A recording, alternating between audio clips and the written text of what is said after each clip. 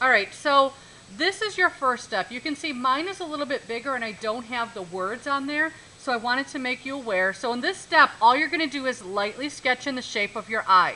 So this one I darkened so you could see it a little bit more, but please look.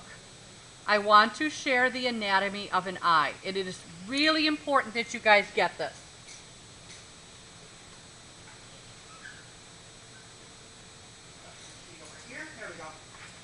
Okay, stop drawing. You'll survive.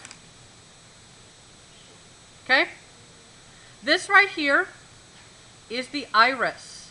The colored part of your eye is the iris. Please remember that. That is really, really important. When you think of an iris, what else is an iris? What is an iris? Does anyone know? It's a type of flower. An iris is a type of flower, and flowers are known to be very colorful, so that's something that you can use to try to remember that, okay? So the iris, please take a look.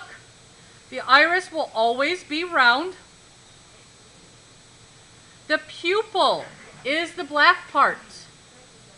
The pupil will always be round, but not just round, dead center round. Okay? I have seen many eyes drawn. There's the eye, and I'll see the pupil over here, and it looks like a little stuffed olive. That's not right. The pupil is always dead center, including when your eyelid blocks the iris. You have to remember that the rest of the iris is back here, and actually let me put it in green so you can see the rest of the iris is still back there. It's got to be perfectly round, and this has to be the dead center. That is the number one problem that I see with eyes, is that when this positioning is wrong, you have thrown everything off. Okay? So then, you've got your highlights, or what's known in photography, if you take digital photo, we call them catch lights. The catch lights are the reflections in your eye from a light source. Okay, you've got your inner corner, that's where your tear duct is located, your inner corner, and your outer corner. Notice, the outer corner has that typical V shape, but the inner corner actually has more of a U shape. It's very important to note that difference between the eyes.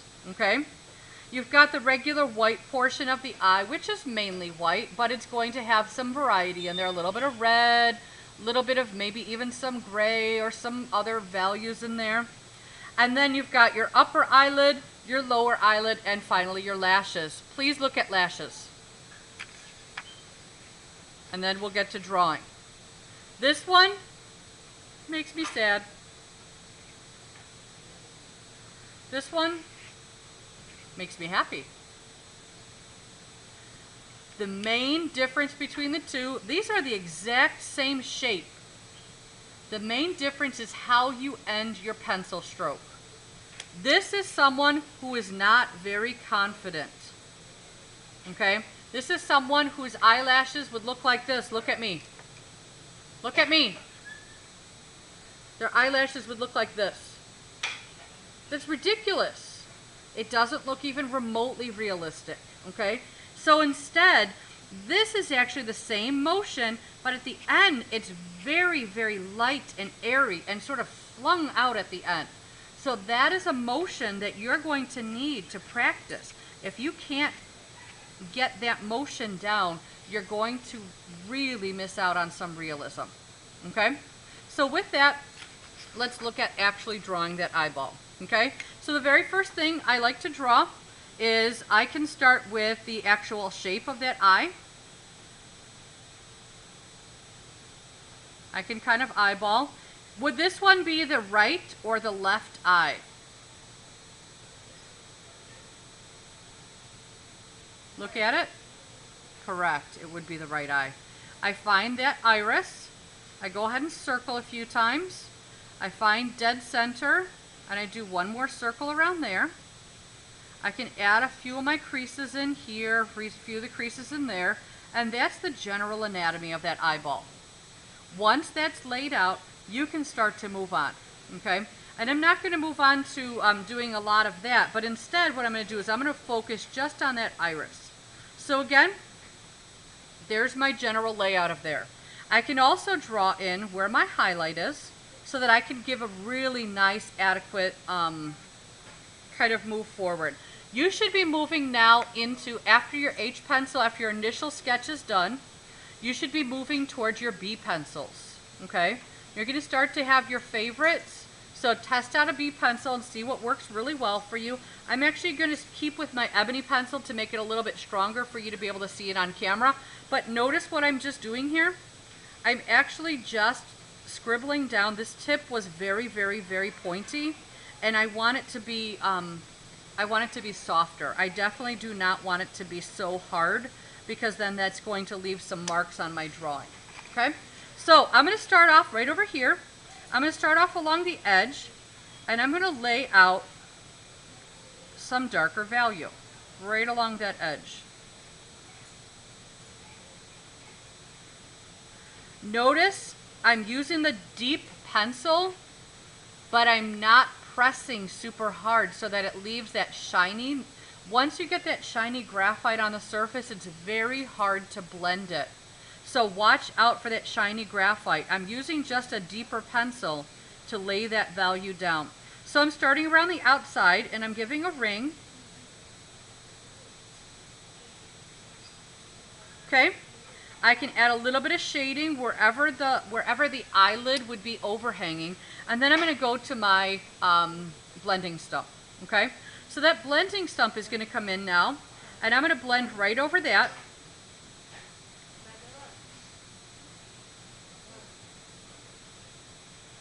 Blend right over the top, and then just start to bring it in a little bit. Just bring it in a little bit. Just a little bit. Sort of fuzz it in. Notice I'm doing like little almost circles right along that border. That helps to blend it. Okay? So that's nice and fuzzy, nice and soft.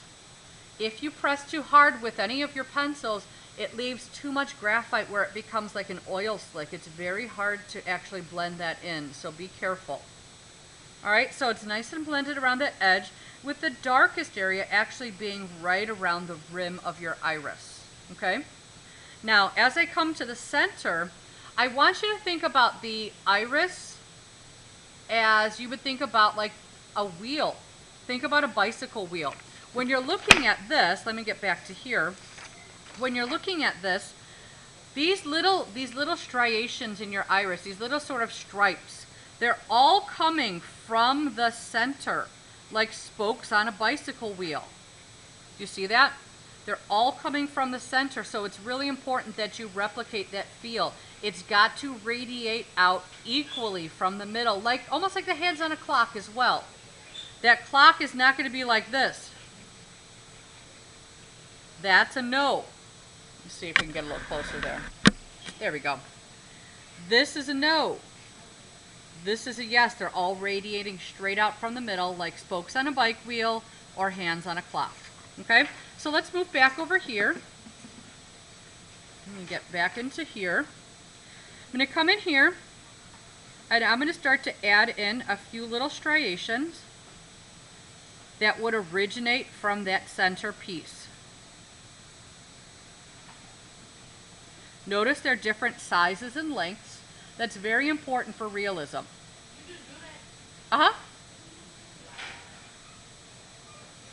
Very important for realism. Now, I'm not going to super blend this.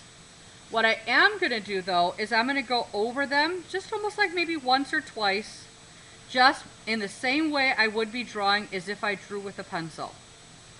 I'm going to go ahead and just get those put in. And then I'm going to start deepening up the values that are going into my pupil.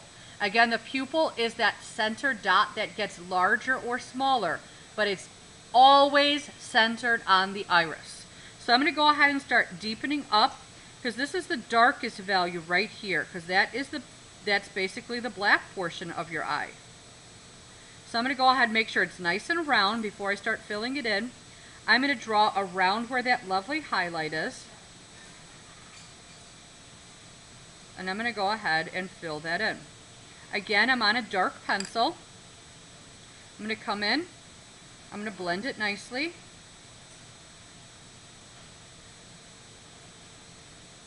Okay? So that's where you should be pretty much right now at this step. You're going to have your iris with some shading around the outside that is blended, with some striations around the inside that are very, very lightly just drawn over with your blending stump. You're going to have at least one highlight. Some people may have a larger highlight. And you're going to have your pupil, the black portion of your eye, nicely colored in. Again, taking it step by step will really, really help you. Now, if you're at that stage where you're looking at it and some parts of it are getting too dark, you're going to come back in with that eraser and almost like the stripes, take a look. I hope you can see what I'm doing here. That's about as close as I can get it. But I hope you can see right here, I actually just used my eraser as a drawing tool. That eraser actually helped add additional levels. Hoping you can see that right here. Do you see those little white stripes in there? They're very subtle on camera. But what I did was I used the edge of my eraser to actually go ahead in and add a few more to give variety to that iris. It gives pop to that iris. Okay? So you can actually come in and you can lift some highlights out. Remember that eraser is not just for mistakes. It's a beautiful drawing tool. Eraser is crucial for hair. Beautiful techniques for hair and erasers. Okay? Notice I'm trying not to move mine, but please rotate your paper. I hear the lovely clanking of pencils being swapped out. That's like music to an art teacher's ears. Because you're trying different pencils, you're not all relying on one right now. You're seeing what's working for you so that you can go ahead and get something that's a little bit more successful, which is really important, okay? So at this stage, I can also come around and I can actually clean this up. And I'm going to want to clean up that little pencil mark I have there. Now, be very careful. If I go across and I smudge this with my hand to get rid of those eraser crumbs, I'm going to have a problem because I'm going to smudge that work. The very subtle highlights, bye-bye.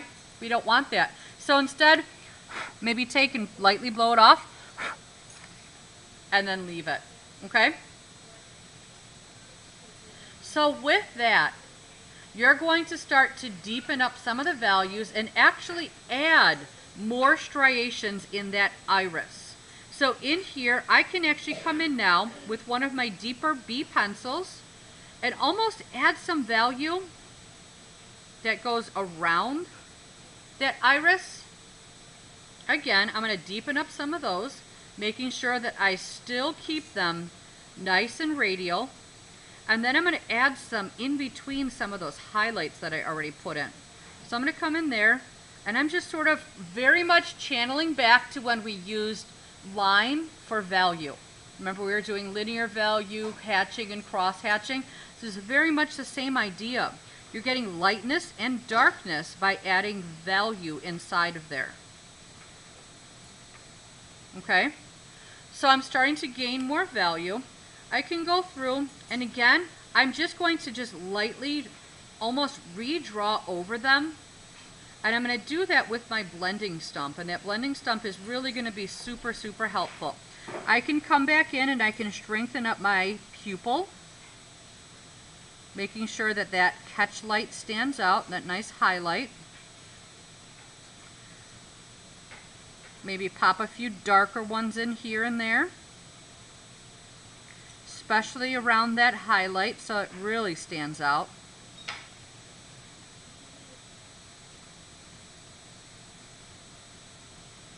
Maybe come around over there. Again, watch your direction. That's probably the number one thing that will make your eyeball go awry, is if the direction of your little lines does not go radial. If it goes awry, if it doesn't look like hands on a clock, even, that's when it's going to look wonky.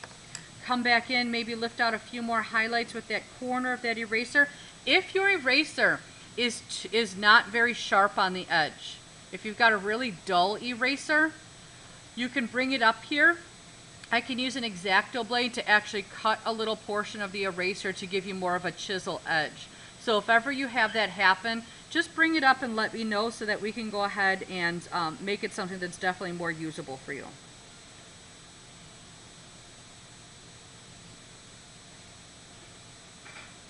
Okay, and I might deepen up a little bit more around that edge, maybe firm up.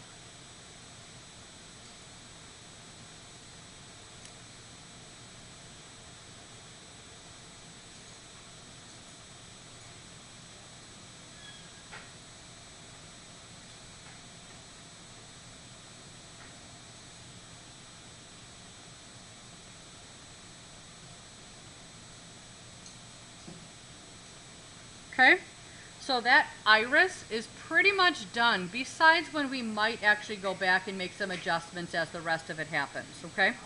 Now, looking at the shape of the eye, we also need to start adding in that upper lid that will usually, your upper lid will usually block the top of your iris. Once again, the upper lid will usually block the top of your iris. If you have your entire iris showing, it usually, and I have kind of changed the way I talked about that, it usually means you're very surprised. On occasion, you will meet a person, and I mean very seldom, because I've only met maybe 2 of them, whose natural eye look will be wide open. But generally, you're going to miss the top portion of this iris.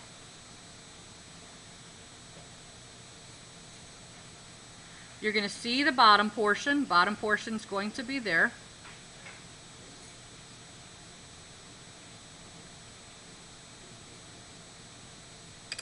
Okay, so you can re-sketch in the remainder of that eye.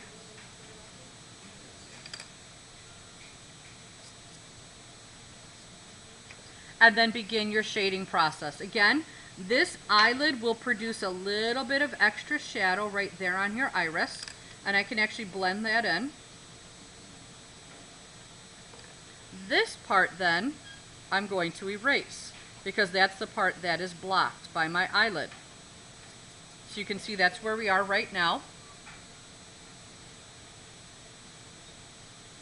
I can start to come in and do some really nice light shading, maybe right below that line. I can do some nice light shading. Don't forget, guys, I am going to collect this for credit before you guys go, so make sure you're ready to hand it in with your name on it. I'm going to go ahead and blend that down just a little bit. Okay? We're also going to start to work on adding some value into that little crease. Notice I'm actually sketching with my dirty blending stump. That will help you out tremendously. When you have that blending stump, that will definitely help you out. So that, I can actually take right here, take a look. I can actually go right here. I can gather some more of that graphite, and I can actually do more of that sketching. So it's really, really soft and nicely blended. Really nicely blended.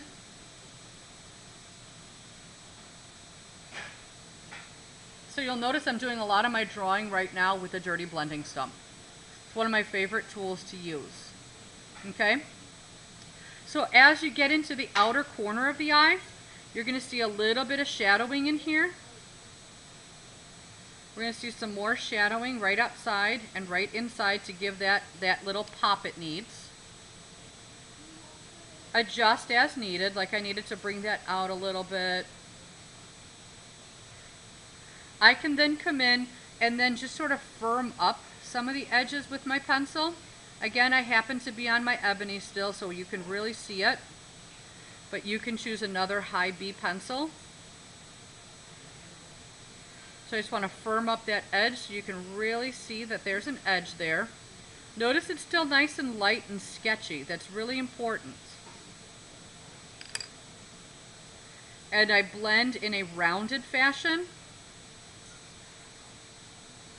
Right on that white of the eye. Okay. Eyelashes. Please pause what you're doing and look now. Eyelashes. Super important that you guys understand that with an eye, let's look at this one. The eyelashes will also be, let me see all those eyes up here. I know you want to continue drawing, please pause. Eyelashes will also very much be like hands on a clock. As you go into here, they will rotate in the appropriate direction. Number one oops is when I see eyelashes and they're usually drawn like this.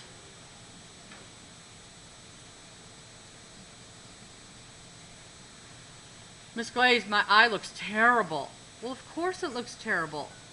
You didn't take the very basics that we just talked about. These eyelashes need to be directed from that center port, okay? So that center will help you direct where those eyelashes go. So out here at the outside corner, they're going to be almost laying flat. Notice they're almost laying flat. Nice parentheses with that wing at the end.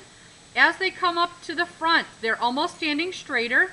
And as they go to the right, they're coming over in the opposite direction, and they're finer and a little bit smaller.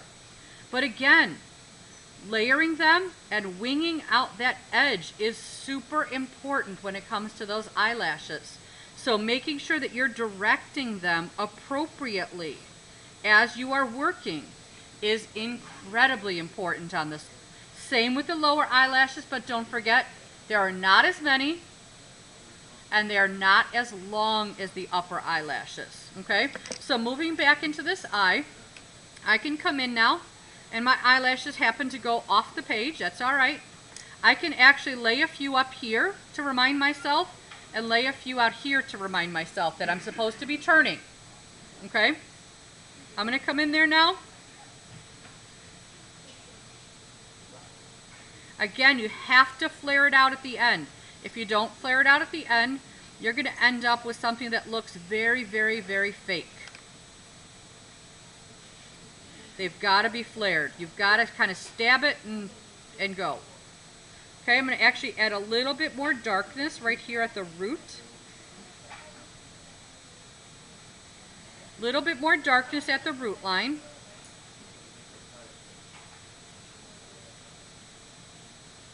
Okay, there's my upper. Can even toss a couple more out there. Maybe these are very exotic, beautiful eyelashes. And then finally, I'm going to move to the bottom. Bottom lashes. Bottom lashes are going to come over. I'm going to have to tilt my chair so I don't have to tilt the camera. But the bottom lashes are very much the same way. Again, as they come down here.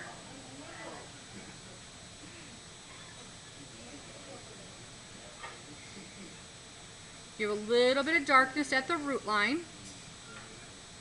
Notice my pencil is almost like I've had too much coffee.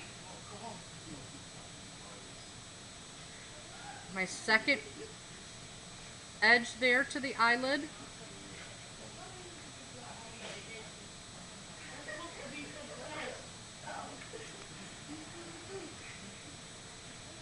Ladies and gentlemen at the back.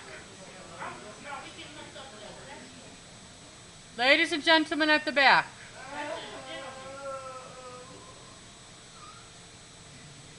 I actually had to pause my recording because it sounded like there was a party over there.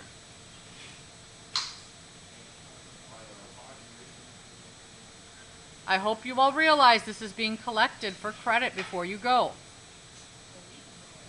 Okay? I give you the time, I give you the lessons. You have to be the ones to decide whether or not to accept them. Please accept them.